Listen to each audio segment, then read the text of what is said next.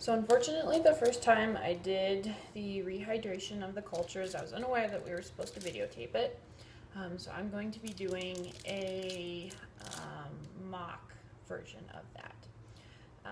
So here I have my tryptic soy nutrient broth, and I would have a vial of the culture. And so what I would do is I would first get some of the broth with a sterile pipette, but first I would open it with my hand and not setting down the lid, and flame the tryptic soy broth. With the vial, I would take about a milliliter of the tryptic soy broth and put it in the culture. And then I would put the cap back on that and leave it for about 30 seconds to be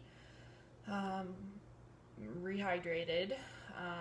And then after that, I would take the vial again with the culture, and I would flame the tryptic soy broth, and then I would take another sterile pipette and suck up the hydrated culture and put it in the broth and stir it around a little bit just to make sure that the culture is in the broth. And then I would flame the broth once again, keeping it at a slant so that dust didn't enter. And then add the lid back on the broth, but not completely closing it, leaving it about a fourth of the way open just so oxygen can get in. And then with that, I would put it back so that it can hydrate for about 24 to 48 hours.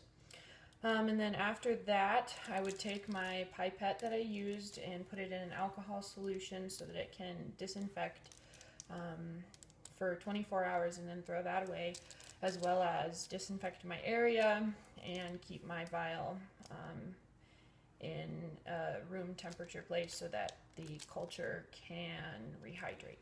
Thanks.